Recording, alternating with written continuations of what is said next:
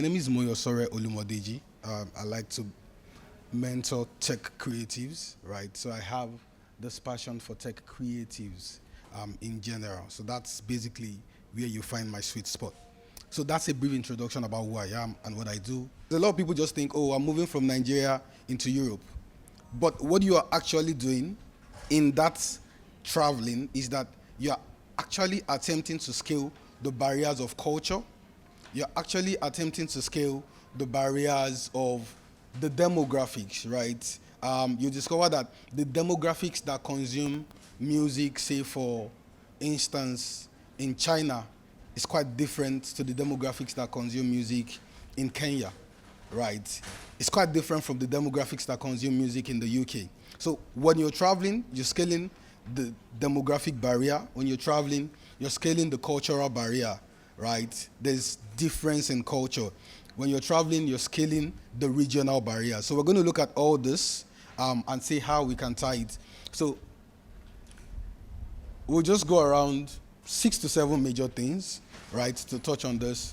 I'd need your full participation. I just also want to say that global success is not accidental. I think let me lay that foundation. It's not accidental. As much as you see so many things, there are no accidental global successes, right? There is a machinery, however small, however big, but there is a machinery behind it, right? It's engineered, right? It's engineered. We engineer it. You and I will sit down to look at how we engineer this process. So before we go ahead, I want you to just write down, maybe on your phones, your pads, and if you have a jotter, right? Name of a brand that has traveled, right? That has transcended borders, and name of an artist. So let's make it 3, right? You give me the name of an artist, name of a personal brand, and name of a corporate brand. You know, a brand could be corporate, a brand could be personal, right? So 3 things. And in relation to what you've written, we're going to look at the machineries together. So name of an artist, name of a personal brand, and name of a corporate brand. Okay. So first things first, we want to define what a global brand is. What you have not scaled, what you have not defined, you cannot scale, right? If you don't know what a global brand is, then you cannot talk of scaling what a global brand is, right? So I'm saying that a global brand is a brand that has a consistent identity but flexible interpretation across regions, right?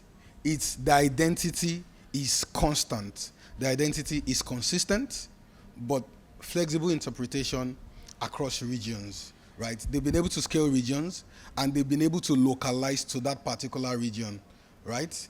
But anywhere you meet with them, it's still the same brand over and over and over. Like you see an Apple product in Nigeria, you see an Apple product in the UK, like you're still very sure that Apple is still Apple.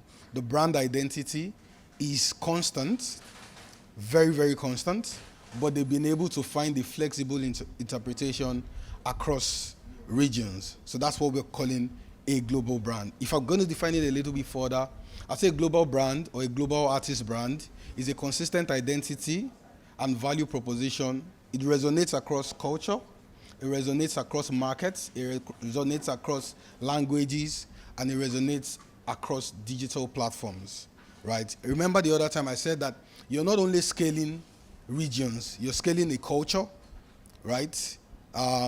You're scaling languages, you're scaling different digital platforms. So you discover that, take for example, the digital platform that is most used in Sierra Leone is not what is most used in Nigeria, right? So it's not just that you're scaling fiscally alone, it's not regionally alone. There's also the conversation of culture, there's also the conversation of platforms. Remember I said that we engineered this. This is engineered. Global success is not a product of circumstance, it's not a product of happenstance, right? There are 5 pillars for every brand that is going to scale globally. Number 1 is identity. Number 2 is promise. Number 3, aesthetics, values, and experience. And I want to say this also, that scaling does not mean that you need to get to a particular point before you scale. Beyond regions, they've been able to scale beyond languages, they've been able to scale beyond platforms from one region into another. So identity basically is talking about who you are, your story, your cultural roots, right? It's very, very important. That's your identity. You need to have an identity. Number two is the promise. What do people expect? The audience, the fans, what do they expect from you? Number three is aesthetics. What's the visual like? What's the visuals like? What's the style? What's the sound? What's the personality? I'll give you a couple of examples and we'll look at these examples together and see what is consistent, whether they've been able to scale these pillars across the different regions, right? Values, what you stand for as a brand, and experience is how people feel when they interact with your brand. So I give these three examples, right? And let's look at these three examples based off of our 5 pillars, right? Number one is the African giant, Burna Boy, right? Identity is African giant. Whether it's in Africa, whether the event is happening in the UK, whether the event is happening in the US, whether the event is happening in Europe, the identity remains the same, right? The identity remains the same. It's not going there and in UK is claiming to be, expert from Africa. In the UK, he's still the African giant, right? If you see a lot of publications that come out about him, the identity remains the same all through, right? Promise. You know that with a burner, whether a show, whether you're listening to a song, there's going to be high energy, there's Afrofusion excellence, right? And that's the reason people will pay so much. They'll pay so much because of the promise of what they can expect from the brand, right? Aesthetics, you know that, because there's an African conversation to it, it's going to be very cultural. If you look at a couple of his artworks back to back, right, you'll see cultural significance on even things like the artwork. You see colors of Nigerian flag if it needs to be.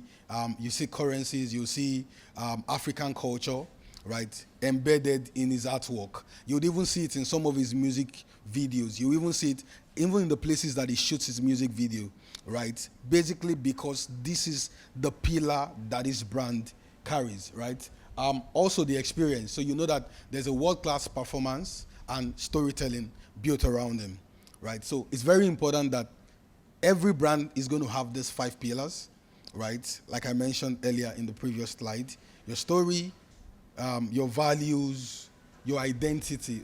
So let me just jump into Nike, right?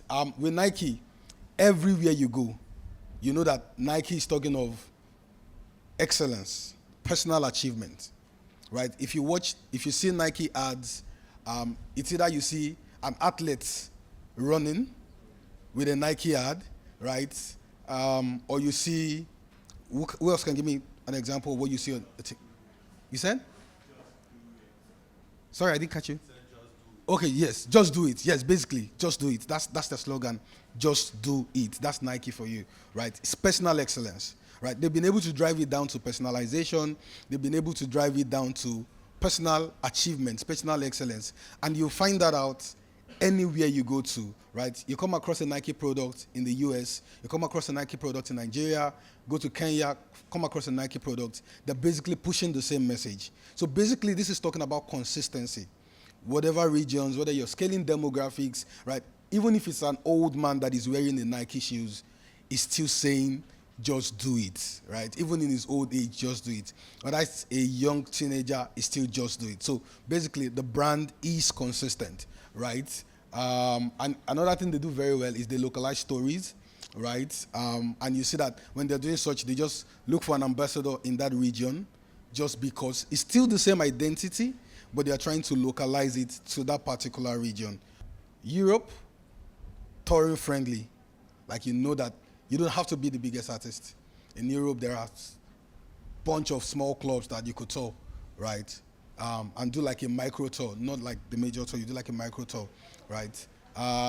Festival heavy, and they have their periods, especially during summer. You know that's why a lot of artists, and you say, oh, Nigerian artists are everybody is over there because you understand the market dynamics. You understand the market dynamics. Oh, where do I need to be this December? Where do I need to be this December? That's a big. I feel like that's a question that you should be asking yourself already. Like from June, you're already planning that. That's a strategic approach to being able to cross. The US is the biggest media machine, the most expensive. Streaming economy is great there. TikTok heavy influence on global charts, right? So you know that if you're going for global charts at the end of the day, this is going to be a strategic market for you, like the US, right? Asia is deep, loyal fan bases, right? You see it with the K-pop, K-drama set of people, BTS people, like those guys, they have, when they storm you, you know that they have stormed you, right? If you follow a lot of them, right? Then they have strong digital consumptions. So I know people that just because of the numbers, they're trying to look for numbers. They begin to target those regions in what they do just to be able to like ramp up on numbers. Then you have Latin America, redeeming culture driven, high streaming intensity. So you know if you're going into this place, you understand that basically you need to find a way to fuse into their culture, or else there's going to be a barrier to entry. Like if you're not fusing into their culture, right? So it means that you probably are working on strategies. If you're saying, my brand wants to expand into these territories, you're constantly looking about strategies around what's the feature that I can use in that place, or how do I shoot a video that has, and you'll be surprised that these little things, they go a long way. Like you go to Ghana and you shoot in front of one of the popular monuments in Ghana, you discover that by the time you run ads in those regions, it picks faster. Or you use maybe a Ghanaian language and you target people in that place. You send an email newsletter to your fans in Ghana, right? And you're saying Akwaba before you start. There's a, they feel like this is more personalized to them at the end of the day. So data tools also very important. I think that one of the mistakes that we make right now is that we jump on things by sentiment rather than by data, right? There's a lot of sentiment-driven decisions and with those decisions, you are not able to scale as a brand, right? I want to scale to the US, but the data is telling me that Kenya is where I should go to, right? But because everybody is going to the US, there's this pressure of, I want to go to the US, right? So it's important that your decisions are data-driven, right? And I'm going to look at a couple of sources that you need to watch very closely. You need to watch your socials very closely. What's the data saying on your social media, right? If you follow the trend now, you discover that Paris Fashion Week is like very important for everybody. Like every artist is probably fighting for that budget right now for Paris Fashion Week every year. And because you understand that if you need to get into Europe, France is the gateway. And if you need to own France, fashion is what they speak, right? Why? Because you understand that if you're going to scale, it's important that, remember we said, when you're scaling, you're not just scaling regional-wise. You want to enter into Europe, but we know that France is the place to be, right? But in France, you're not just going to scale that region. You're going to scale their culture. You're scaling their preference. You're scaling their language, right? So it's very important that you're able to bring these things to bear, right? Also, other collaborations. You have corporate collaborations, brand partnership, sync deals, ambassador roles, media partnership, so platform takeovers, playlist collaborators in those regions. You could identify a couple of those in those different regions. Creative ecosystems, right? Basically, just enter into the creative space. These are people that use music a lot for what they do. At the end of this, I'm hoping that we're able to draw create a mini strategy to scaling into one or two regions at the end of the day. Type of artist collaborator region collaborations, you don't have the upward one. That's when you're looking for a bigger artist, right? You have the lateral collaboration. You're looking for somebody. It's not necessarily, you're not playing for an upper artist. You're just looking for somebody to get into that market. Maybe somebody on equal footing. I think that if you're not able to get a bigger artist, that's the next best thing. You're able to get that. There is the cross-cultural collaboration. for different regions also. I think that this is one of the most controversial conversations into the export of Afrobeats, right? A lot of people believe that this was a very pivotal moment and attribute this to Wizkid.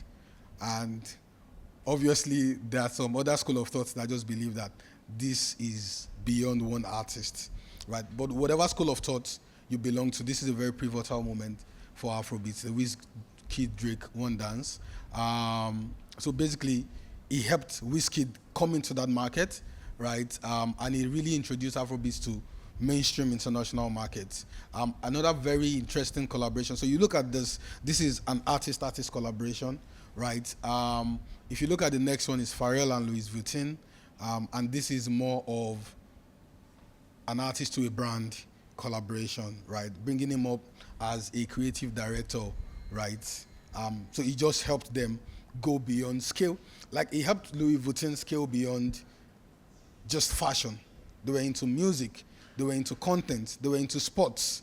Like a lot of the verticals that Pharrell had his hands in. So I think first things first, identify a market you'd want to scale into, right? Then, who do you want to collaborate with, and what value would you exchange if you're doing a collaboration? Because it doesn't always have to be a paid collaboration. There could be value exchange, right? What's the value exchange? The reason why international artists will do this with an African artist is because of the value exchange. They're able to get into our market, we're able to get into their market. It's a value for value exchange, right? And how does those collaborations translate internationally for you? The fourth one is media, touring, and digital platforms. I'd say this over and over again. No global brand survives without strategic visibility. Not just visibility, strategic visibility. You need to be very strategic. Where are the places you're being positioned? Like, it's very, very important. So like I said, you could even travel within Nigeria, right? You could travel within Nigeria. It could be, you want to move from a Lagos-based artist to a national artist, right? I give you an example of an artist that's currently doing that in Nigeria now. I don't know how many of you know First Class, right? First Class is a northern artist, but now if you watch First Class, it's transitioning from just being a northern artist to being a full mainstream Nigerian artist, right? It's arguable, but it's still a work in progress, right? Right? But you see that it's beginning to, so like I said, transition is not just regional alone, right? It could be cultural, and it's breaking the whole cultural thing. By the time, when you first come across him, there's a very heavy cultural identifier on him, and now he has begun to push beyond those boundaries, right? So no global brand survives without strategic visibility. The media is super important. That's why I asked earlier if we had like media guys in the house. Like, it's very important. Like, if you have media guys, I think that it's important that you network, make one or two friends in that space. It's super important for you as an artist, as a content creator. The media is very, very important in every form, the traditional media and even social media, right?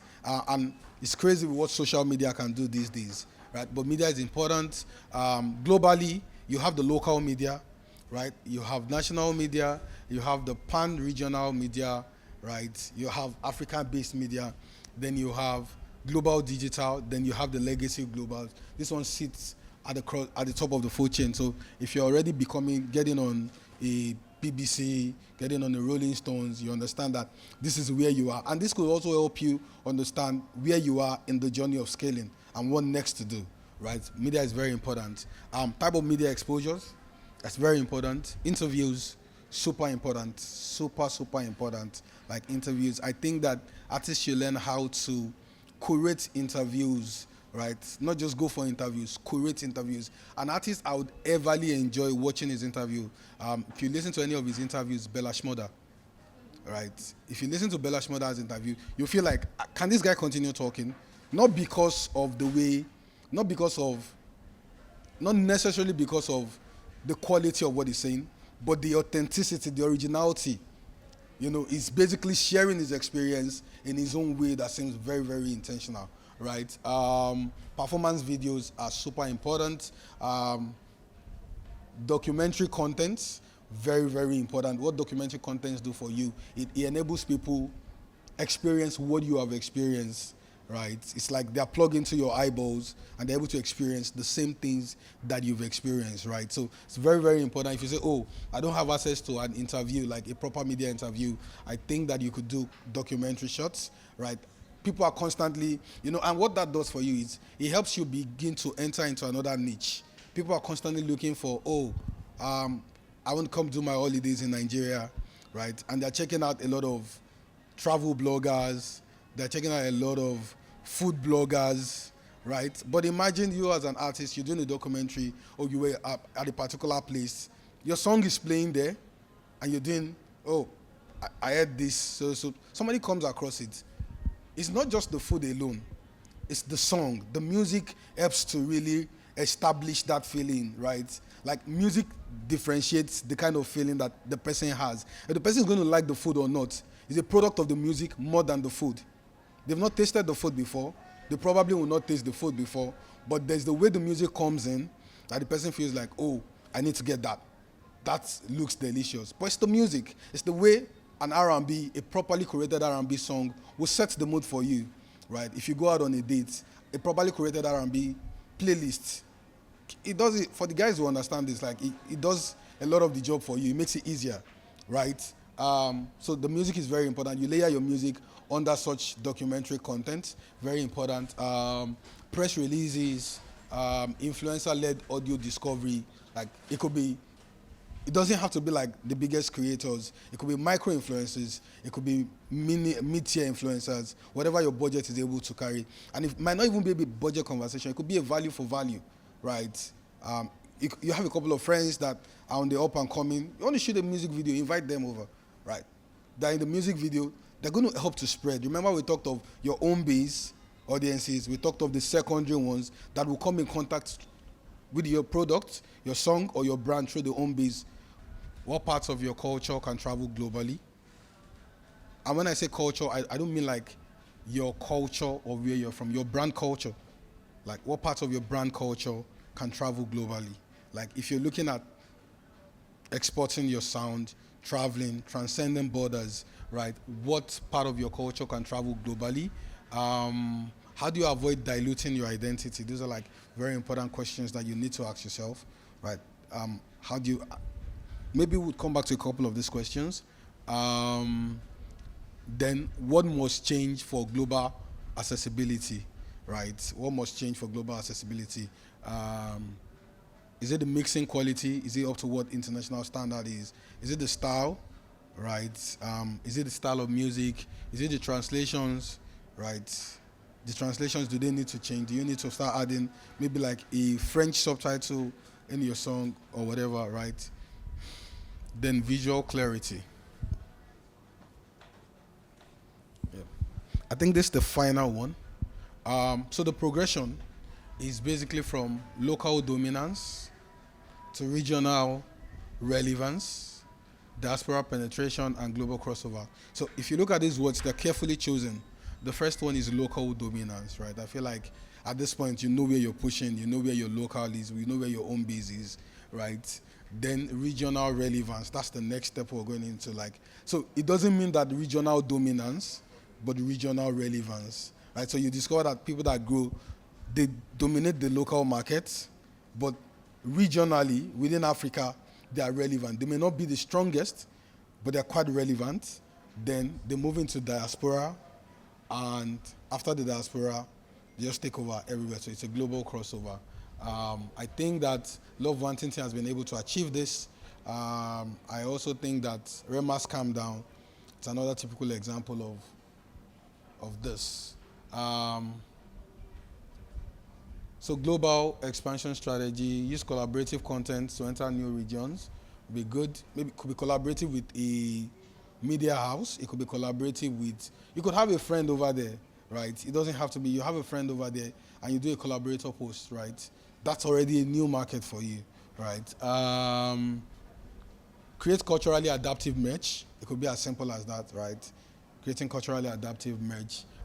Very, very super important. You see, they do a lot of these things on YouTube, a lot of cultural. You see, somebody puts a video on YouTube, and already in the comment section, there are things like, oh, if you're from Tanzania, Nigerians, make we gather for here, and you already see stuff like that. So a lot of people think, oh, this is just random, but no, those are community building efforts, intentional to scaling. At the end of the day, like you're forcing people to, oh, this is my person, right? At the end of the day, so a lot of us think these things are very random when you come across them on like YouTube videos, but they're in no way random. Number one, it just helps you determine how many of your fans or people that watch this content are from this region. That's one. Number two, it means that if you know them, it's forcing them to engage. That's engagement. You're driving engagement at the end of the day, right? Number three, if somebody is taking one step to watch your video, second step to click or to engage, like you've gone, your user flow has moved one more. And every one more step you move in your user flow, you just need 4 steps in your user flow to get to a fan, right? You need 4 steps. But so how do you think of this? What do I need to do at every point that is a step to convert? Align with global causes, super important right now. I saw Nicki Minaj's video, was it 2 days ago or yesterday? And there's a lot of Nigerians already like, oh, that's our Nicki, right? And I don't know when Nicki became a Nigeria, but there was a lot of that's our Nicki right on that. So global causes, super important. Cultural movements, super important. Revenue streams of a global artist. They make money from touring. They make money from publishing, because publishing is no more local. A lot more places are using your song. So they make money from publishing, money from sync licensing, money from streaming, money from merch, especially if it's a region that is heavy on these things, money from merch, digital monetization or platforms like TikTok, YouTube, Patreon, IP licensing, and live recordings. There's a couple of risks that is attached to this, and you need to watch out for. Things like cultural misinterpretations, like super important. You don't just take something, you need to understand context. One word could mean 3-4 different things, right? Especially when you use it in addition to something else. So you need to understand those things. I think that there are a lot of like devices, softwares, and things that could help do translate. And they translate not just verbatim, they translate with context. To build a brand that travels, right? We talked about a couple of things, from audiences to understanding data to the pitfalls to how a global artist makes money to what it means to scale, right? What it means to scale, scaling regional wise, scaling cultural wise, scaling what otherwise, demographic wise, right? It could be that you're scaling from young people to older people, right? So those are the different things that we have. That brings us to the end of this session. Thank you so much. I have really enjoyed myself.